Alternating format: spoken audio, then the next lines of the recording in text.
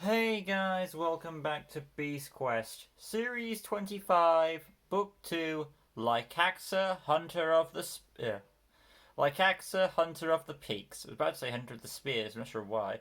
But yeah, Lycaxa, Hunter of the Peaks is the next book we are on. Continuing on the series, that is The Prison Kingdom, which now actually makes more sense for the fitting title. But yeah, so like I said, actually a very interesting book. More interesting than the first one, obviously, because that one was relying on setup. But now we've got past setup, we can get on to proper adventures. So like AXA, pretty awesome book. Like always, in-depth story analysis and a more of what's on this epic adventure. So you haven't already, make sure you've make sure you've read the book before watching this review. With that being said, let's continue on the story of the Prison Kingdom. Hopefully I'm pronouncing that series title right, because if I'm, I apologise. Oh wait, series 23. So here we go. Tom and friends were continuing on their quest through the now purified jungles, once tainted once tainted with evil, now with fresh lush roots. After the defeat of a quarter, our heroes seemed pleased of our victory, but Yara butted in, starting another quarrel between Eleanor and Yara as they reached the end of the jungles and the beginning of the peaks. Of the peaks of despair. They bumped into Zargon into a vision for the first time, who demands the jewels for the prince's life and then fades. Yara insists on taking the jewels to save Rotu, as she was his personal bodyguard, and she felt bad for failing to protect him. Everyone told Yara if you give Zargon what he wants, he's most likely not going to keep his end of the bargain, and he'll kill her along with the jewel and take the jewels.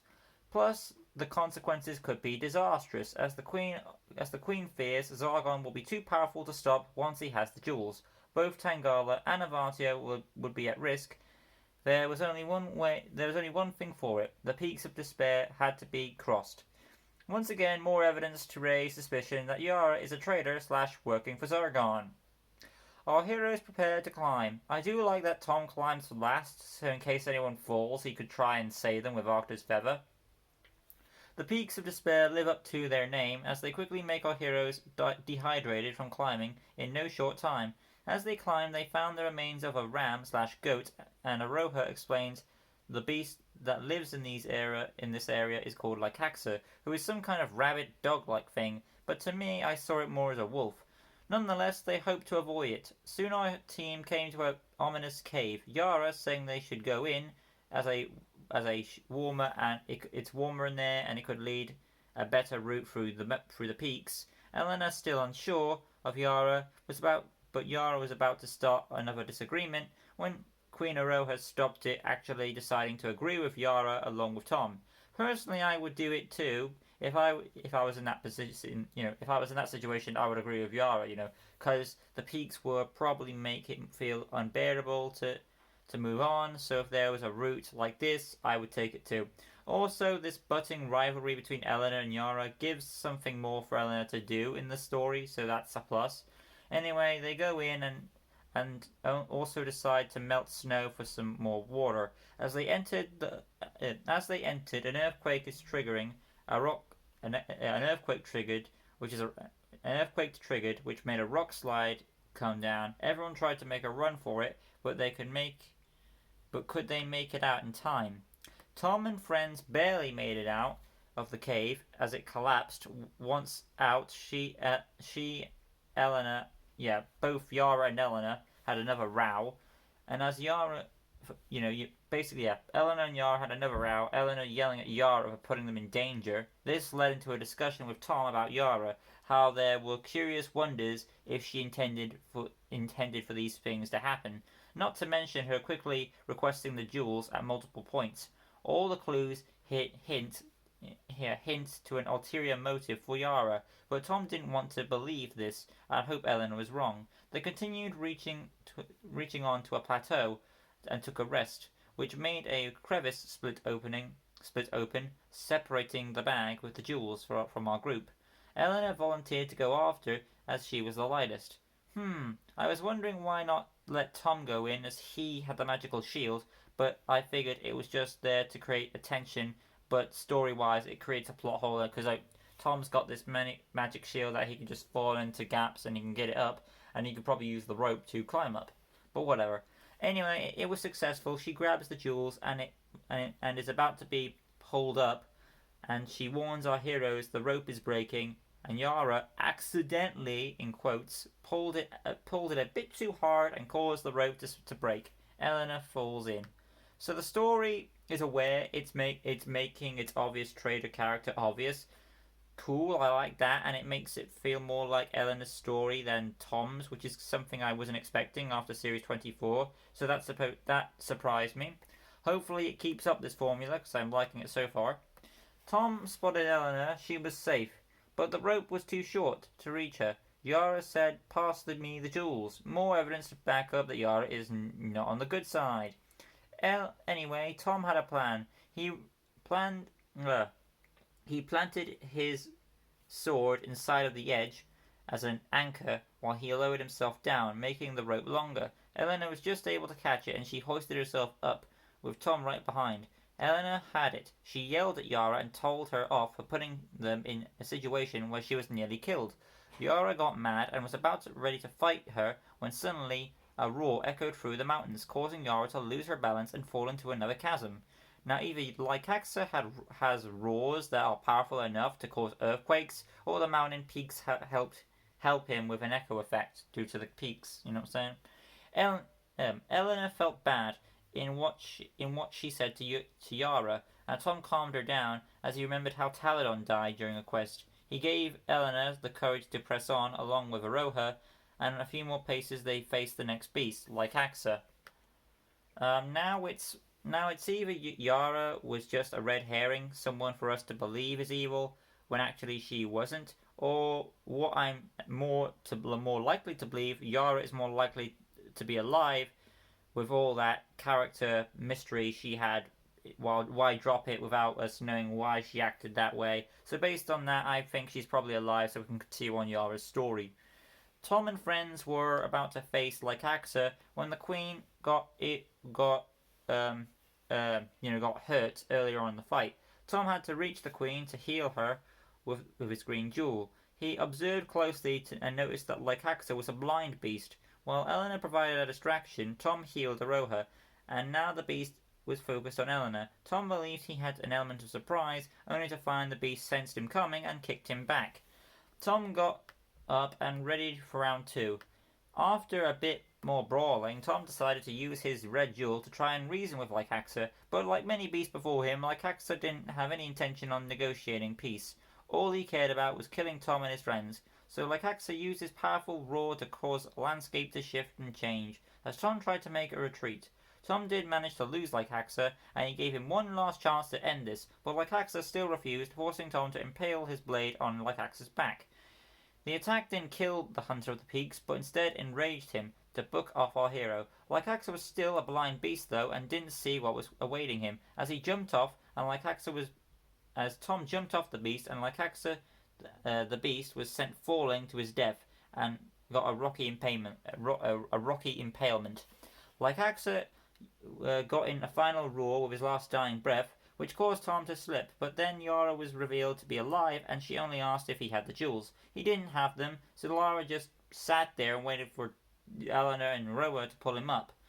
While the Queen was happy to see she was alive, our heroes were, more curious of Yara, knew Yara was up to something. But with 2 beasts dead, the Peaks returned to beauty, and they pressed on their journey with a closer eye now on Yara. So there's that for you. It's just further development for our heroes to keep a closer eye on Yara, because as the story progresses, it gets more and more apparent that she's up to something.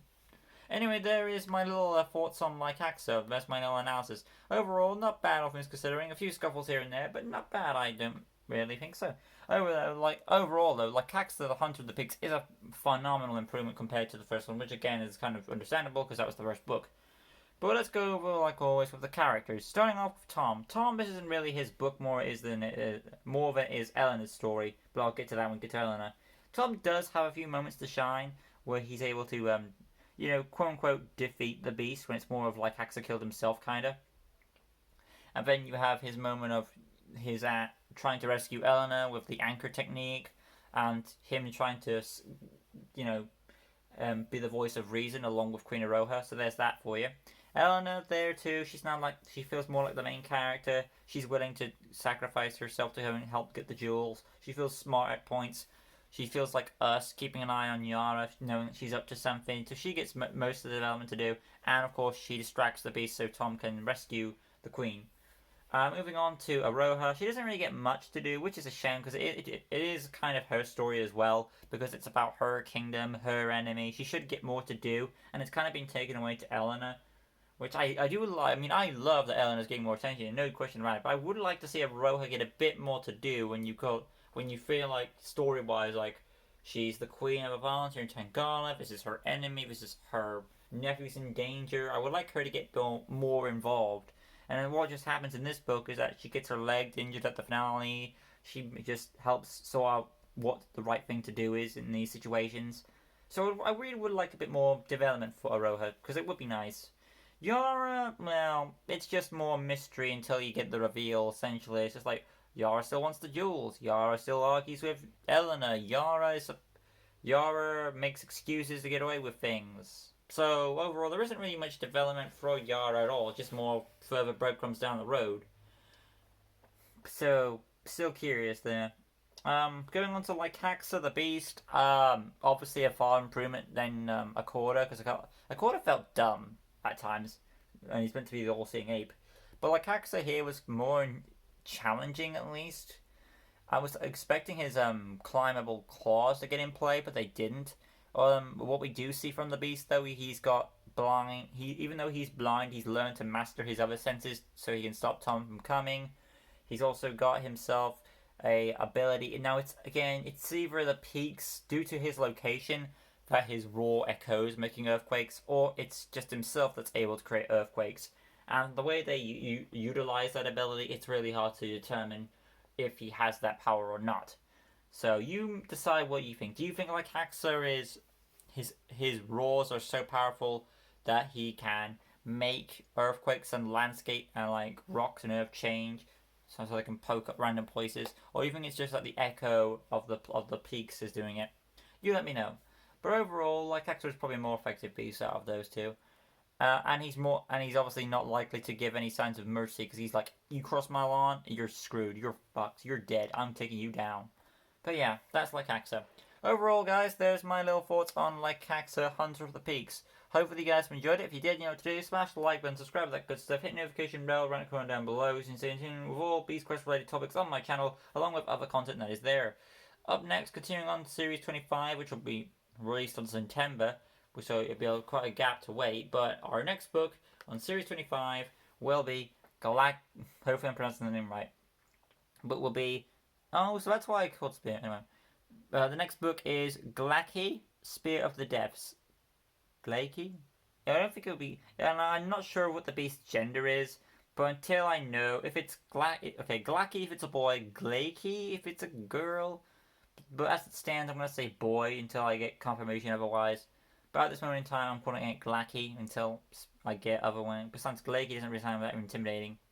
So Glaki, Spear of Deaths will be the next book I'll be reading for this series. But I will be going back into specials during this time, so you'll still get some Beast Quest content there. I'll be going on to the next special, which is, for me anyway, Raksha, I believe. So stay tuned for that. That'll be all from me. Upcoming Q&A, also in the way, if you haven't already, make sure to put your questions in for the upcoming Q&A coming in the end of June. But that'll be all from me. I'll see you guys in the next video where I'll be doing, like I said, of course, for special wise, Raksha. It is Raksha. Yeah, it's Raksha. So Raksha's up next for Beast Quest wise. And of course, 325 will be Glaki, but that'll be in September. But yeah, that'll be all from me. I'll see you next video. More LEGO customs will be coming your way. Maybe not today. Maybe yes or no, depending on what happens. Because my room is being painted as we speak. So we'll see. Anyway, that'll be all from me. I'll see you next video. Like always, peace.